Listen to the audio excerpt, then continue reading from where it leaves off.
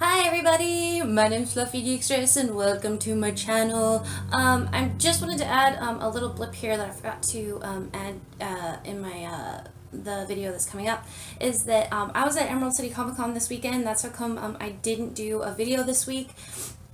As you can see, I have my Emerald City Comic Con shirt on. They turned 15 this year. It was amazing. I had a blast. Although while I was there, I got sick. So I really apologize in the video coming up. You will hear me sniffing a lot. I'm really sorry. I'm sick. I'm like all congested and shit. So this is just like a process of, I'm really sorry if you listen to me sniffle as I do this review, but I hope you guys enjoy it. Hi everybody, and welcome to my channel. I'm Fluffy Geekstress, and today I'm here to do a comic review for you guys. And that comic is, hold on one second, Monstress. Now, this comic is published by Image, which I told you guys quite a while ago that I would be doing a lot of Image reviews, and I definitely am. So this comic was first published in November 2015. So it's a little bit old. It's not that old, but it has been around a little while. So there are quite a few comic issues, excuse me. So Monstress was written by Marjorie. Ooh, I'm sorry. I'm gonna just murder this last name. Liu? It's Liu. I'm not really sure. I'm so sorry, Marjorie, if you watch this. And the art is done by, I believe it's Sana Takeda. Again, massacring all the names. I apologize. This was a comic that in November when I picked it up, you literally couldn't walk past issue number 1 and not want to read it. Mostly because this comic's artwork is some of the most gorgeous artwork I've ever seen. I think one of the few comics that comes close to it is Saga, and I consider this to be way more detailed than Saga. The little tiny details in this comic's artwork will amaze you as you continue to read. I found myself, as I was reading the comic and getting pulled into the story, that I literally had to stop on like every page and just look at the artwork, because there's so many like little details that make the artwork in this comic awesome. So I now will definitely be keeping Sana Takeda on my list to keep an eye on for any time she's doing artwork, because damn, the girl can do some art. So kind of a short little description of what this story is about. So the main character in this story is called Micah. I believe I'm pronouncing it correctly. I think it's spelled Maika. So Micah, I'm pretty sure. Granted, a lot of these names I think are a little more on the Asian side, so I'm really apologize if that's not how you guys pronounce it, but Micah is how I pronounce the name of the main character. So this main character lives in a world where there are 5 races.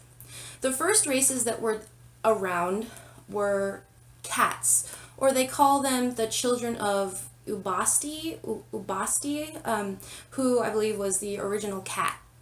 And these look pretty much just like your normal house cats you see. Some of them have 5 tails, some of them have 1 tail, some of them have 2. There's fluctuations.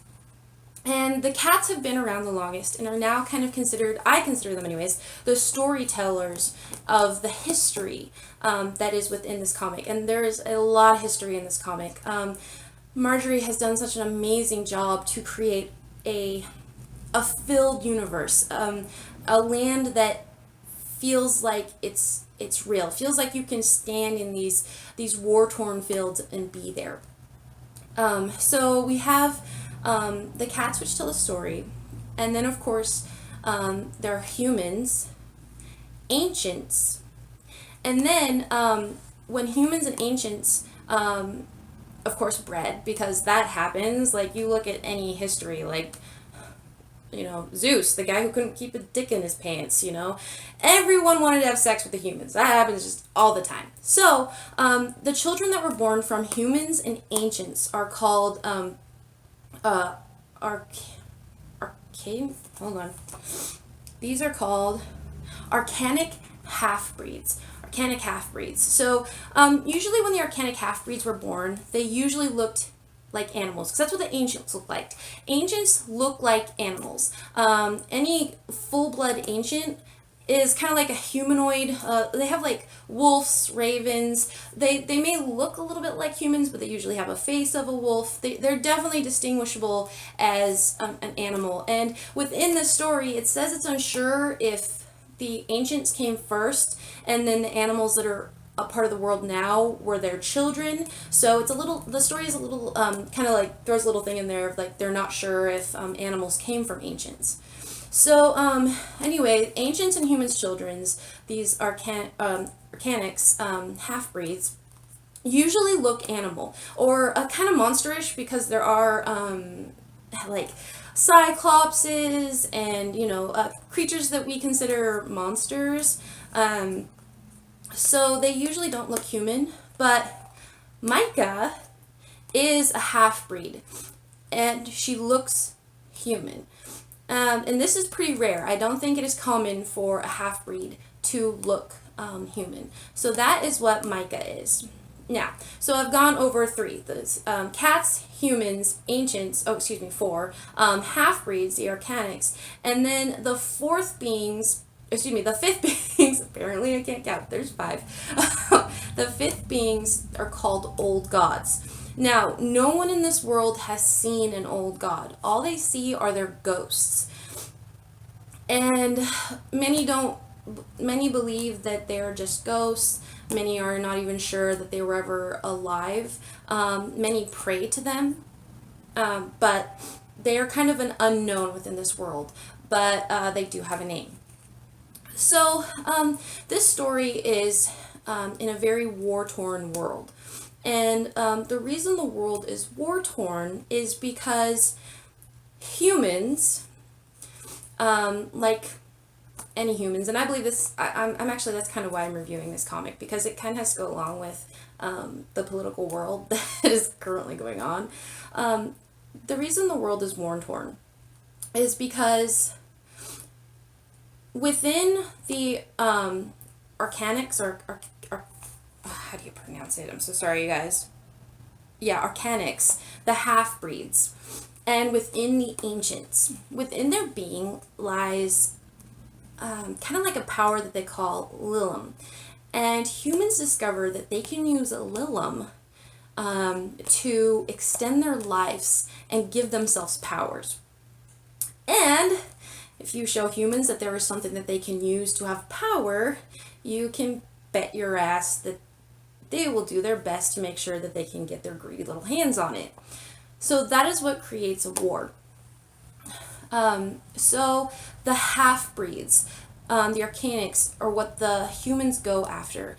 And they use science in a way to pull the Lilum out of the bodies of half-breeds, organics. And the humans then create their own order of what they call witch nuns. And these witch nuns are kind of like the men in our, horrible political systems. You look at like Nazi Germany. Imagine that. Imagine Nazi Germany, but controlled by women. And that's what these witch nuns are. And of course, their goal is to always have power.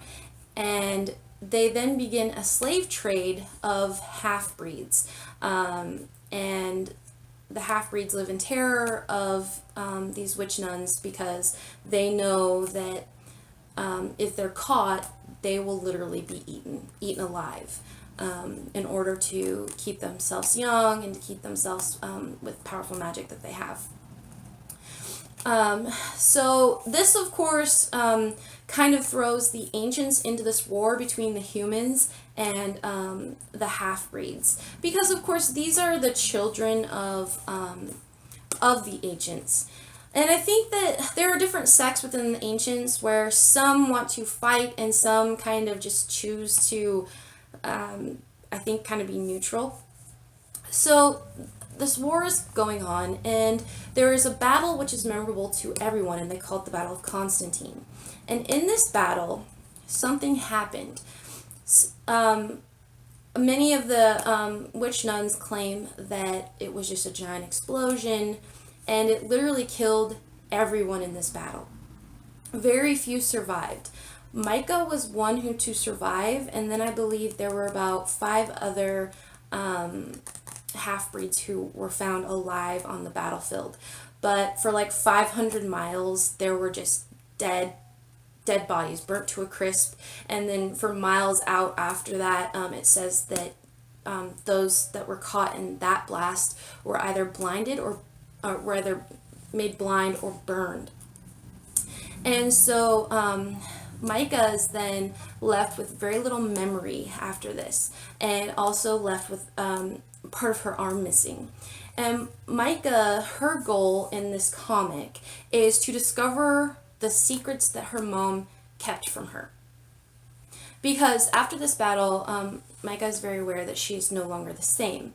And she feels kind of a darkness inside of herself, and a darkness and a hunger. And so in revenge, Micah goes to one of the witch nun strongholds to find out information about her mother, because she had a little bit of information. She was told something about this witch nun stronghold, and she decided that she was going to go and get answers. And at this stronghold, Micah stumbles across, she saves a bunch of half-breeds because she goes in as a slave with a collar on, and they sell her to these witch nuns. And while she's there, she has this power where she manages to break the locks and doors and save a bunch of these half-breeds. And while she's there, she also stumbles across some very, very powerful witch nuns with magic. And she manages to kick some serious ass and surprise many of these witch nuns, even though they kind of knew who she was, and they realized that there was something more to her, especially with this being, kind of, I will say, that is living inside her and causing her to hunger. And I don't want to share too much, but just because I don't want to give away spoilers, because this is such a good story. But I will say that in the very first issue, that Micah meets 2 companions that will then follow her throughout issues. One companion is a little half-breed fox called Zippa. I think that's right. I think that's her name. Hold on, let me look it up real quick. Oop, I don't know.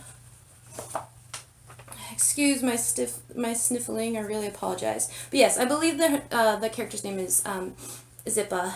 And then the next character that meets Micah is a cat, and this cat is a necromancer. So all the humans and everyone hate the necromancer cats because they can raise the dead, of course. So we then, of course, you fall in love with Zippa. Like, you can't help. He's like this adorable little like fox creature, just the cutest thing you could ever. And as the story progresses, we find that the monster that lurks inside Micah is very hungry, and Zippa has seen this monster and even heard it speak. And like, you spend the entire time going, please don't kill Zippa, please, I love him. Well, anyways, that's what I was doing. I would also like to share with you guys, other than the kind of little blip of story that I gave you there, that something creative that Marjorie did when she released issue number 1, which is what this is. And these sold out like quick, most because they're gorgeous. But this issue number 1, usually an issue number 1 for most comics is like 15 pages. And this, I'm going to hold it sideways so you can see how huge this is. This has 30 pages in it. And this is an issue number 1. Here, hold on one second. So this has 30 pages. Oops, see, there we go. This is like your standard comic. This is like 2 comics in one.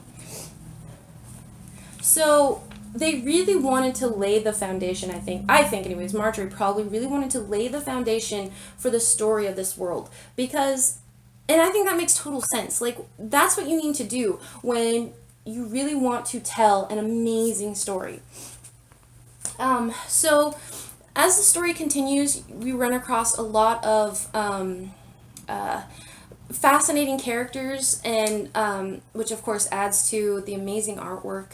I will say that this is a mature comic. I probably should have said that a little bit earlier into this review.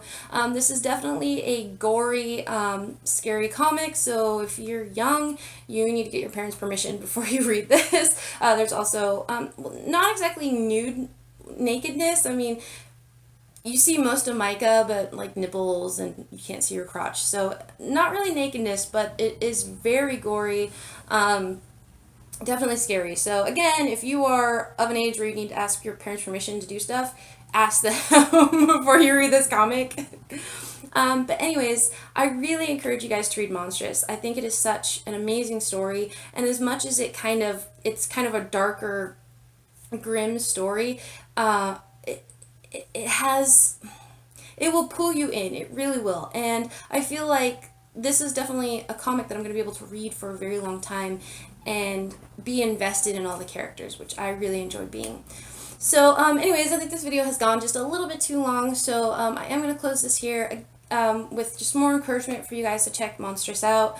And to, if you liked it or had something that you thought was prominent about the comic that you'd like to share, definitely leave it in the comments. If you like this video, please hit the like button. Also, don't forget to subscribe so that you guys can see when I post more videos. So, have an awesome week, and as always, thanks for watching my videos. Bye!